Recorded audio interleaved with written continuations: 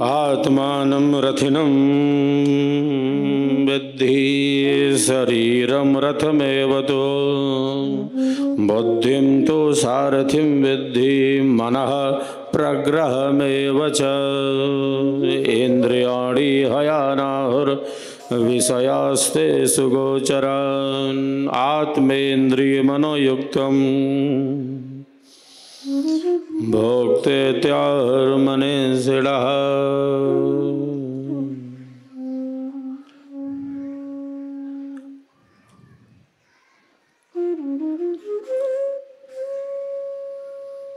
शरीर को कहा ये रथ है।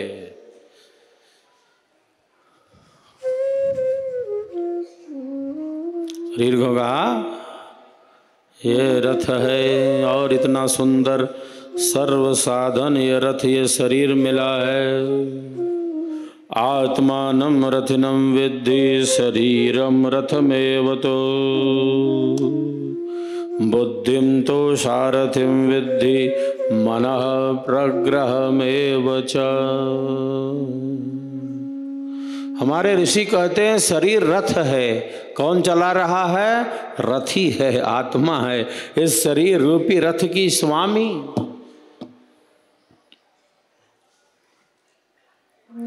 बुद्धि क्या है? बुद्धि को कहा सारथी है। ये जो रथ में सारथी बैठा है तो बुद्धि है। मनः प्रग्रहमेव च, मन जो है वो लगाम के समान है। घोड़े किधर दौड़ते हैं? जो रथ में घोड़े लगे हुए हैं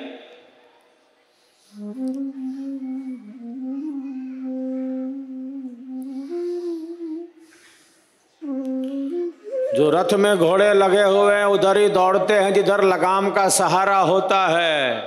जिधर लगाम का सहारा होता है ये घोड़े उधर ही दौड़ते हैं। और रथ में अगर दो घोड़े लगे हों तो कोई इधर खींचते हैं कोई उधर खींचते हैं। एक रथ वाला घोड़ा हो तो चलो भाई ठीक चल रहा है। अगर दो घोड़े वाले रथ पर बैठा दिया यात्रा में, शोभा यात्रा में, तब समझो क्या होगा। एक रथ इधर खींचेगा दूसरा उधर खींचेगा और जो बैठा है उसका तो बाजा बज जाएगा। ये है ना। शरीर को कहा रथ है। शरीर को कहा रथ है। आत्मा रथी है, बुद्धि सारथी है, मन लगाम है, इंद्रिय गण घोड़े हैं। घोड़े उधर ही दौड़ते हैं, घोड़े उधर ही दौड़ते हैं जिधर जिधर लगाम का सहारा होता है। जिधर मन का सहारा है इंद्रियां उधर ही जा रही है।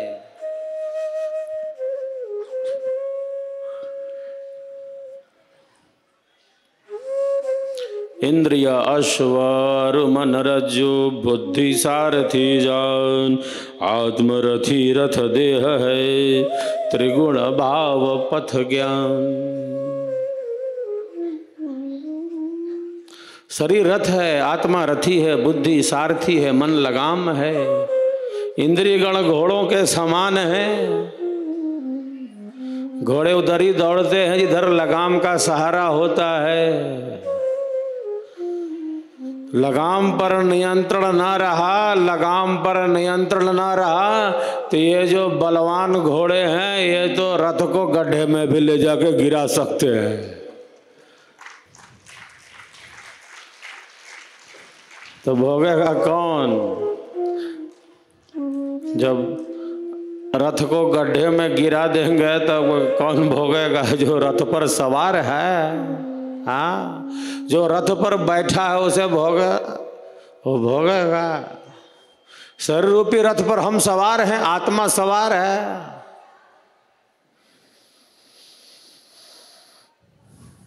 शरीर रूपी रथ पर आत्मा है, रथी सवार है, भोगेगा। ये नहीं कह सकता कि हम क्या करें, मन ही अनियंत्रण है तो मन को थोड़ी फल मिलेगा। ईश्वर मन को फल देगा क्या?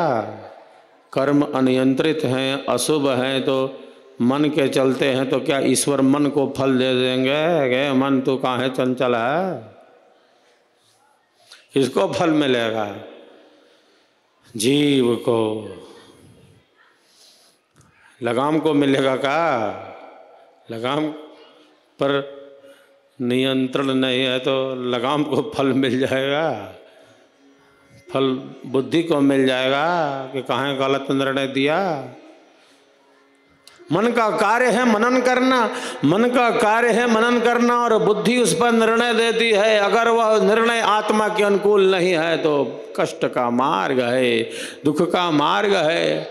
ईश्वर कर्माध्यक्ष मन बुद्धि को फल नहीं देगा। ईश्वर तो प्रत्येक जीव को उनके कर्मानुसार फल देता है, जीव को फल मिलता है, वो भोगता है और जीव को फल देगा। ऐसा कहकर थोड़ी बच सकता कि मन अनियंत्रित है, मन अशुभ है तो फल क्या मन को मिल जाएगा कि बुद्धि का? एको देवः सर्वभूतेषु गूढ़ः सर्वव्यापी सर्वभूतान्तरात्मा कर्माध्यक्षः सर्वभूताधिवासः साक्षी चेता केवलो निर्गुणश्च। वही जीव के प्रत्येक कर्मों का साक्षी है, फल प्रदाता है, न्यायाधीश है। अवश्यमेव भोक्तव्यम कृतम कर्म शुभाशुभम। प्रत्येक कर्म फलदायी है, वो शुभ रूप में हो अशुभ रूप में हो, इस जीवन में या आगे आने वाले जीवन में, अगले जन्म में, अगले जीवन में वो कर्म फलदायी होगा। कुछ कर्म हमारे हैं जिनका फल प्राप्त हो जाता है और कुछ ऐसे हैं जो आगे के लिए ट्रांसफर हो जाते हैं। अतति निरंतरम कर्म फलानि प्राप्नोति वास आत्मा। जो निरंतर कर्म फलों को प्राप्त करने की इच्छा से पूर्ण है वह आत्मा है। कहाँ कहाँ है आत्मा?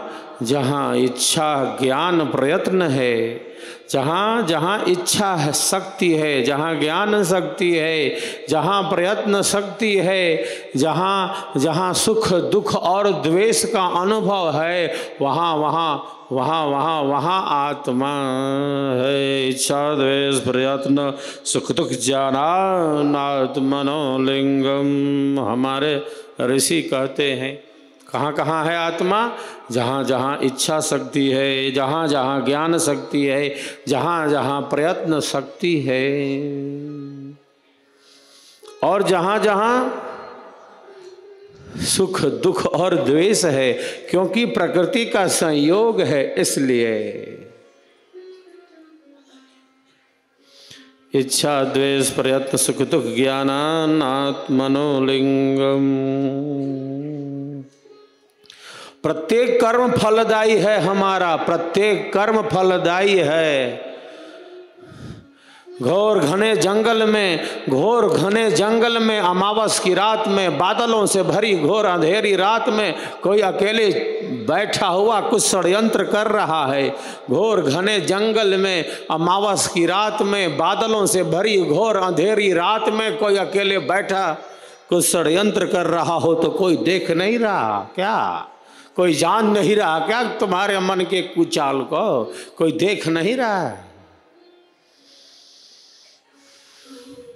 वो जानता है, वो साक्षी है, वो कर्माध्यक्ष है, वो फल प्रदाता है, वो न्यायाधीश है, वो न्याय करता है। उसका काम न्याय देना है।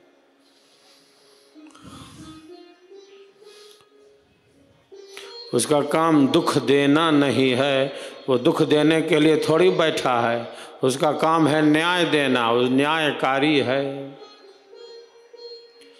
उसका काम दुख देना नहीं है।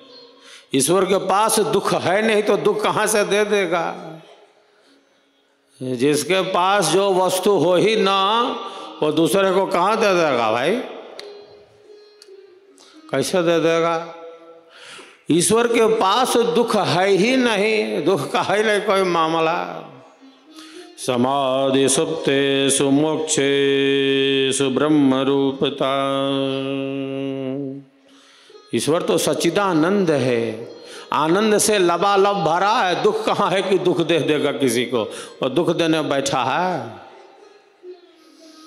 हे भगवान कहें ऐसन भाई, भगवान दुख देने के लिए नहीं बैठे हैं। ईश्वर का काम दुख देना है नहीं, ईश्वर का कार्य है बस कर्मों का फल देना। वो न्यायाधीश है, उसे न्याय पसंद है, उसके पास दुख है नहीं। वो तो आनंद से भरा है, वो परम सुख है, दुख है ही नहीं उसके पास कि वो दे। उसके पास तो आनंद ही आनंद है। रसो वै सह, रसो वै सह। हमारे ऋषि कहते हैं आनंदो ब्रह्मेति व्यजानात्,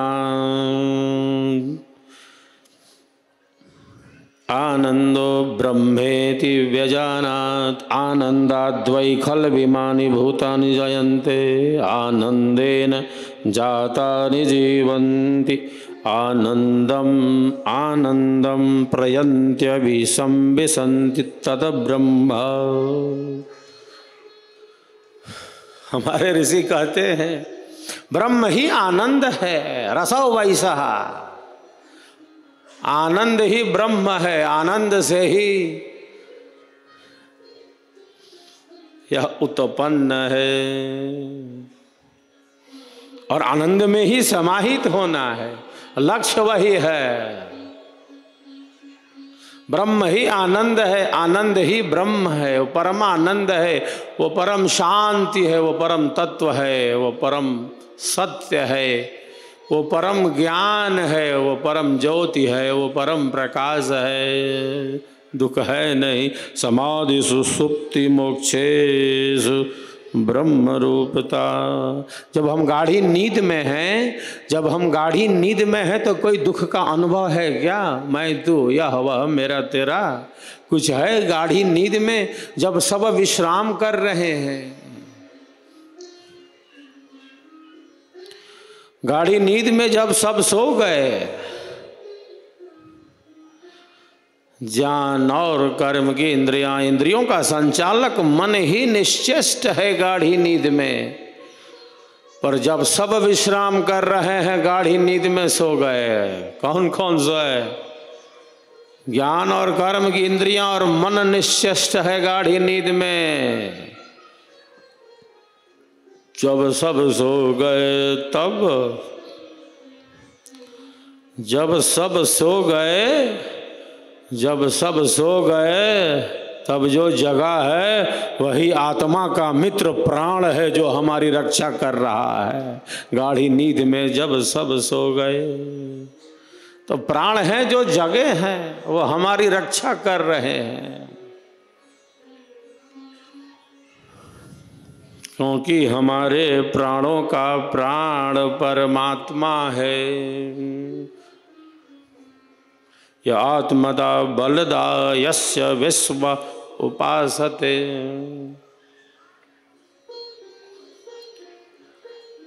तो गाढ़ी नींद में दुख का कोई अनुभव नहीं। गाढ़ी नींद, आज अच्छी प्रकार सोया, अच्छी नींद आई। क्यों नींद आई? क्यों? क्योंकि मन स्वप्न में नहीं था, सपना नहीं देख रहा था, संसार के चक्र में नहीं था, जागृत के प्रपंचों की स्मृति नहीं थी। इसलिए आप कहते हो कि आज अच्छी ढंग से नींद आई, आज सुखपूर्वक सोया। क्यों सोया? क्यों? क्योंकि सपना नहीं देख रहा था, स्वप्न में नहीं था, गाढ़ी नींद में था।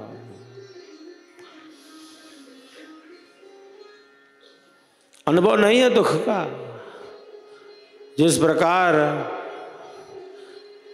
गाढ़ी नींद में दुख का अनुभव नहीं है, उसी प्रकार समाधि में दुख का अनुभव नहीं है और मोक्ष में दुख का नहीं है। वहाँ ब्रह्म ही ब्रह्म है, वहाँ आनंद ही आनंद है, वहाँ परमानंद है। दुख छू नहीं सकता, दुख छू नहीं सकता, दुख की पहुँच नहीं है वहाँ पर। दुख की पहुँच नहीं है कि दुख वहाँ पहुँच जाए। वहाँ आनंद ही आनंद है, शांति ही शांति है, परम शांति है, परम प्रकाश है। वही हमारा घर है। ये संसार ये हमारा घर नहीं, इसे मृत्यु लोक कहा। ये मुर्दों का शहर है। हमारे महापुरुषों ने ऐसा कहा कि संसार तो मृत्यु लोक है, ये संसार तो मुर्दों का शहर है। हमारा जहाँ घर है वहाँ दुख हमें छू नहीं सकता, वहाँ तो आनंद ही आनंद है, वहाँ परमानंद है, वहाँ परम शांति है।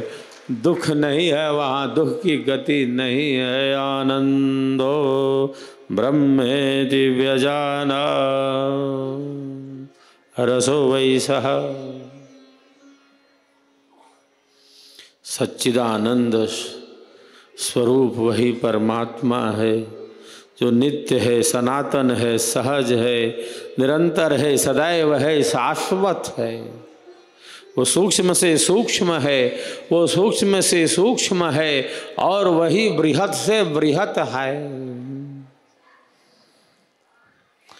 केवल सूक्ष्म से सूक्ष्म ही नहीं बल्कि वो बृहत से बृहत भी है। दो विरोधी स्वभाव एक साथ जिसमें हो वही परमात्म शक्ति है। अणु से अणु और विभु से विभु,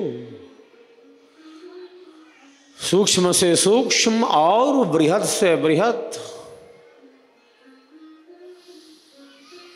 वही नित्य सनातन सहजानंद है, परमानंद है।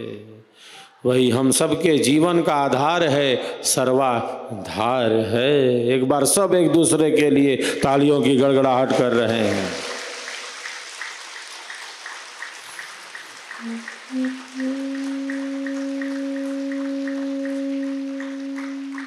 हम सबका संकल्प महान, हम सबका संकल्प महान। विहंगम योगी करे पुकार, विहंगम योगी करे पुकार। संकल्प दिव्य निभाएंगे,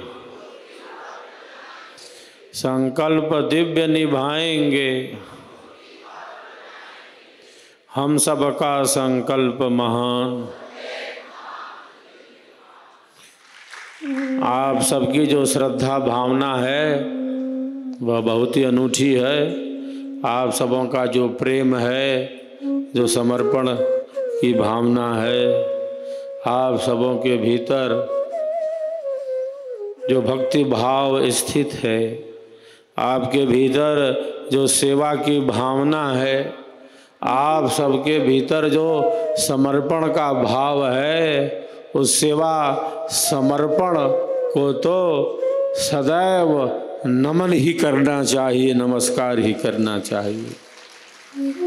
सेवकों के भीतर जो सेवा भाव है, भक्तों के अंदर जो भक्ति भाव है, प्रेमियों के अंदर जो प्रेम तत्व है, जो भक्ति भावना है, साधकों के अंदर जो साधकत्व है, साधकों के अंदर जो साधकत्व है, भक्तों के अंदर जो भक्ति की भावना है, सेवकों के अंदर जो सेवा का भाव है, प्रेमियों के अंदर जो प्रेम है, उस प्रेम, उस भक्ति, उस सेवा समर्पण की भावना को तो सदैव ही नमन करना चाहिए, नमस्कार करना चाहिए।